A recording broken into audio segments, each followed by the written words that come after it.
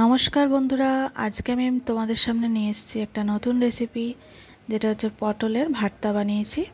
তো দেখে নাও, একদম সিম্পলভাবে বানিয়েছি। তো তোমাদের যদি ভালো লাগে তাহলে তোমরাও এইভাবে বানাতে পারো। তো প্রথমে পটলগুলোকে ছোট ছোট করে টুকরো করে নিয়েছি, খোসাটা ফেলে দিয়েছি। দিয়ে পটলের বীজটা কিন্তু আমি বাদ দিইনি, সব সমেতই আমি পটলটাকে একটু কড়াইতে সর্ষের তেল দিয়ে নাড়াচাড়া করে নেবো, কারণ এটাকে আমি মিক্সচারের মধ্যে বেটে নেবো।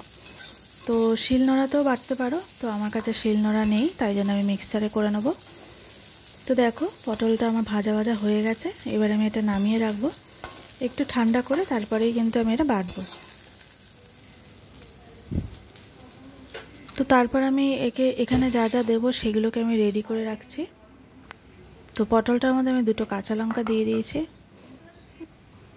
যাতে পটলের মধ্যে ঝালটা ঢুকে যায়।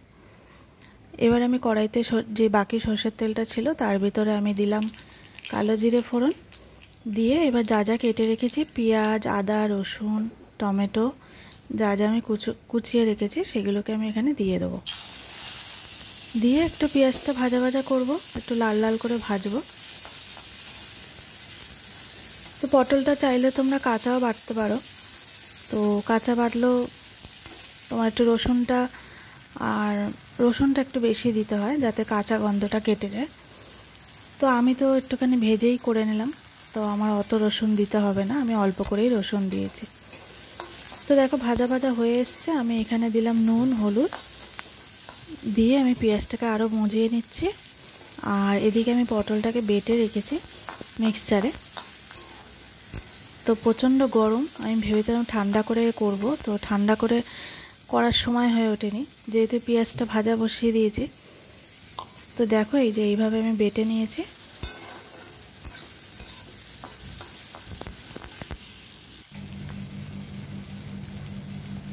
তো দেখো বন্ধুরা, আমার এটা ভাজা ভাজা হয়ে গেছে। এবার আমি এখানে একটু কুচো ধরনের যে চিংড়ি মাছটা হয় না, যেটা লাউতে দেওয়া হয়, লাউ চিংড়ি যেটা আমরা করি, সেই চিংড়ি মাছটা আমি নিয়েছি। তো এই চিংড়ি মাছ তোমরা চাইলে বেটে দিতে পারো। তোমরা এই পটলের সাথে কড়াইতে নাড়াচাড়া করে ওটা সমেতই বেটে নিতে পারো। তো আমি ওটা বাটিনি, আমি এটা এমনি ভাজছি, যাতে এটা মুখে পড়বে।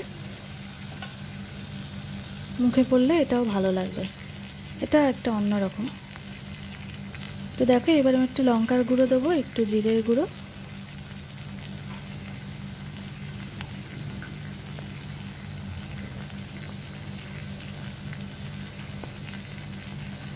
দিয়ে আমি এবার একবারে মশলাটাকে কষিয়ে নিচ্ছি সব সময়। তারপর আমি পটলের ভর্তা বলছি, পটলের যে বাটাটা, তো ওটা আমি এবার দিয়ে দেবো এখানে, ভালো করে কাচিয়ে দেবো আর জল দিয়ে ধুয়ে নেবো, কৌটোটা দিয়ে ওর ভিতর দিয়ে দেবো। দিয়ে এবার নাড়াচাড়া করে নুন মিষ্টিটা দেখে নিতে হবে, মিষ্টি তো অবশ্যই লাগবে ভর্তাতে। তো মিষ্টিটা আমি দেবো, আর নুনটা তো নিজের মতো, যে যেরকম নুন খায়, আমরা নুন একটু অল্প খাই, তাই একটু কম নুন দিই। তো সব দিয়ে এবার যতক্ষণ লাগবে এবার নাড়াচাড়া করে একদম একটু শুকনো শুকনো করতে হবে, তাহলেই তৈরি হয়ে যাবে। তো দেখো, চিনিটা আমি দিয়ে দিলাম।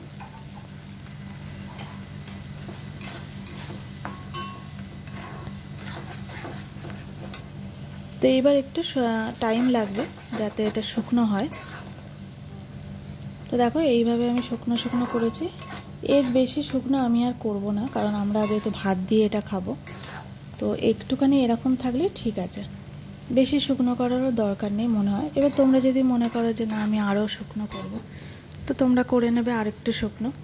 তো আমার তো মনে হয় আমার জন্য এটাই ঠিক, তাই আমি এটা করে নিয়েছি। এবার একটা প্লেটের মধ্যে আমি এটা তুলে নিচ্ছি। আর চিংড়ি মাছটা বেটে না দেওয়ার কারণ হচ্ছে যে এই যখন এটা খাবে ভাতের সাথে, তখন চিংড়ি মাছটা মুখে পড়বে, তখন খেতে আরও ভালো লাগবে। তো তোমরা এইভাবে করে দেখতে পারো, আমি একদম সিম্পলভাবে বানিয়ে দেখালাম, যদি চাও তোমরা এইভাবে করতে পারো।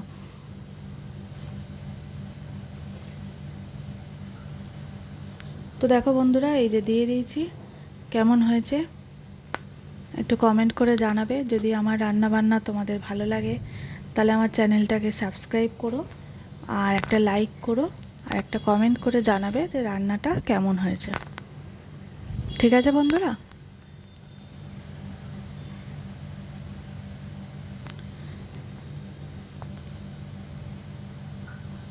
তো থ্যাংক ইউ সবাইকে, সবাই অনেকক্ষণ ধরে আমার সাথে রইলে সবাইকে অনেক অনেক ধন্যবাদ। Thank you.